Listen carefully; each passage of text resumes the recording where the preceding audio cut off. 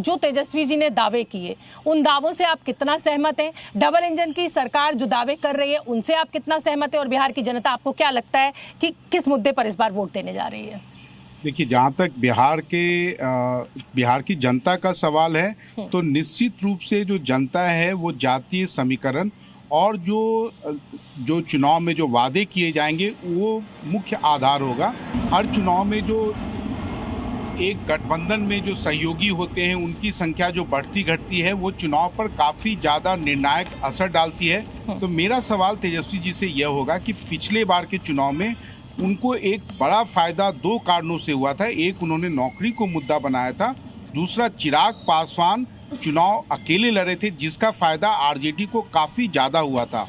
और इस बार जो अभी से कमोबेश लग रहा है कि चिराग पासवान एनडीए के सहयोगी बनकर वो चुनाव मैदान में जाएंगे, तो इसका तो आखिरकार नुकसान आरजेडी गठबंधन को ही होगा। ठीक है चिराग जी ने जो दावा किया है कि बिहार में अब मैं आ गया हूँ, वही जिक्र अब यहाँ पर मनीष कुमार जी ने भी कर दिया है। तो पहले उनको भगाया कौन था? वो तो यहीं से सांसद है। जमुई से ना 2 बार जीत के लड़े और तीसरा बार अभी लड़े तो वैशाली से लड़े। लेकिन वो कह रहे हैं कि सारी की सारी सीटों पर मैं इस बार कैंडिडेट उतारूंगा। 10-15 साल 10-11 साल से। तो उनको भगाया कौन है? अगर मन में उनकी इच्छा है मुख्यमंत्री बनने की तो खुल के मेरे तरह वो बात करें, वो अपना विजन दे, रोड मैप दे।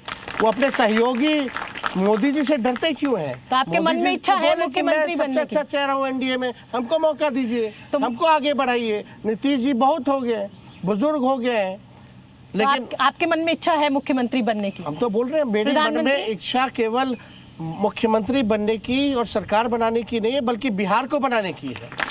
चलिए, बिहार से बेरोजगारी हटे, ये हमारा सबसे महत्वपूर्ण हमारा ये एजेंडा है। ठीक है, श्याम सुंदर जी वरिष्ठ पत्रकार मेरे साथ इस पंचायत के मंच पर मौजूद है। श्याम सुंदर जी, शिक्षा के मुद्दे से मैंने सवाल उठाया था लेकिन वो दूसरे दिशा में ले गए हैं तेजस्वी जी। आप बताइए, आप क्या सहमत हैं तेजस्वी जी से? और शिक्षा का मुद्दा जो विपक्ष कह रहा है कि साहब जो खुद शिक्षित नहीं है वो क्या शिक्षा देगा, विपक्ष के इस मुद्दे में कितना दम? देखिए, सही बात है। हमारे साथ जो ऑडियंस भी है, विपक्ष में एक्चुअली सत्ता पक्ष, मैं क्षमा चाहती हूँ, जो ऑडियंस भी है पूरा युवा है और आप उनसे भी पूछ सकते हैं कि बिहार में रोजगार एक इम्पोर्टेंट मुद्दा बन गया है।